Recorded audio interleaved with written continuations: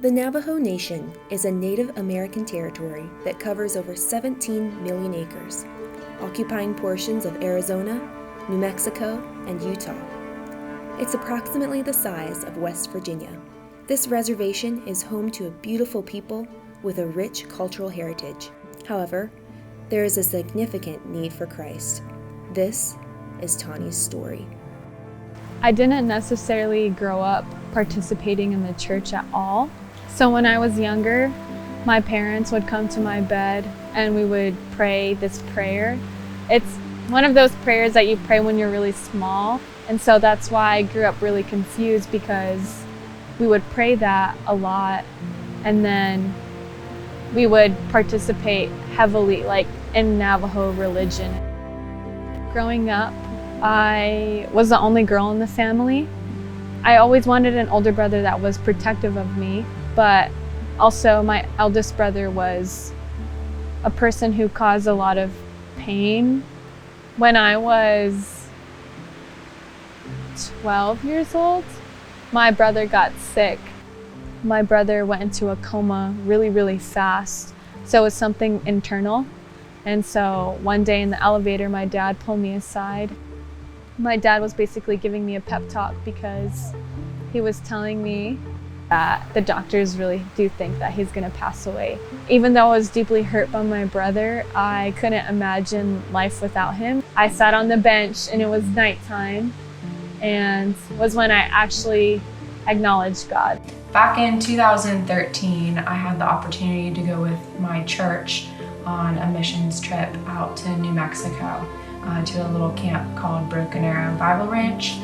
I remember going, not really knowing what I was, looking forward to most, or not knowing what to expect, but God just used that time to just open my eyes to new culture. One of the years that I went back to Broken Arrow as a camp counselor, I met Tawny. In 2015 was when I came to Broken Arrow Bible Ranch, and that's when Lauren Bidding was my counselor. I got to have Tawny in my cabin for a week, and I was really excited to see her teachability and her enthusiasm to learn about the Lord and ask questions. Lauren Bidding was the most consistent Christian friend in my life. Her care just showed me that she genuinely cared about me more than just being my counselor. Almost like an older sister who would upkeep this relationship with me.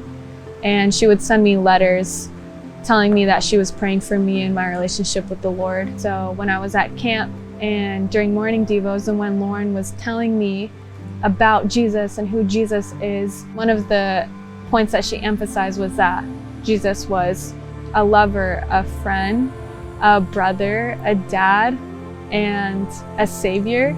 Because my home life was complicated and my home life was hard and difficult, realizing that I needed Jesus in my life first as a savior.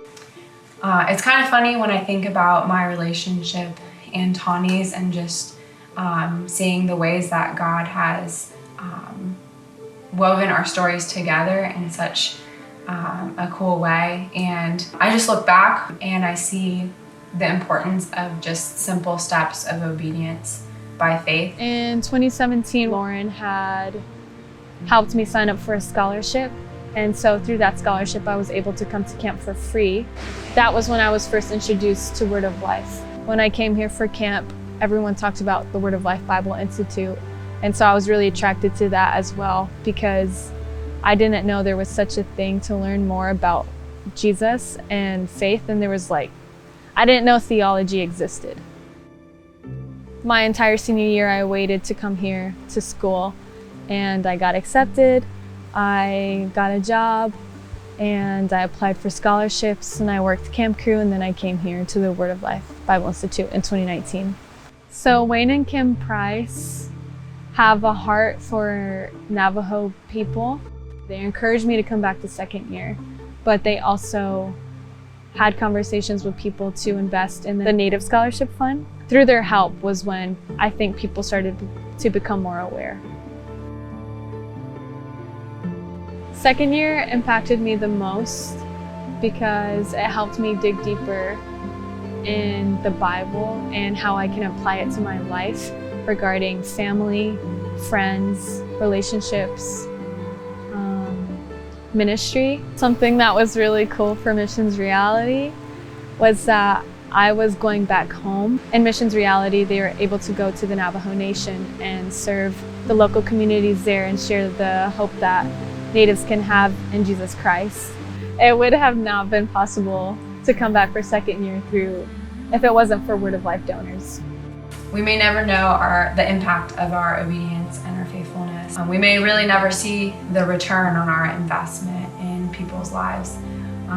But something that I've really been encouraged and reminded of, and through Tawny's life, is just God's ability to use our obedience and our little steps of faith to produce eternal fruit. My future plans this fall is that I will be attending Davis College and pursuing Christian counseling. And I have actually been growing a desire this summer for biblical counseling, so I'm really excited to pursue that and to learn more about addressing hard issues. Tawny Jody Inishe, Clash Inishle, Kintlachini Bushishtin, Tabahe Dashichay, Might Dishkishni Ed Dashanella. Hi, my name is Tawny, and I'm a student here at Word of Life Bible Institute.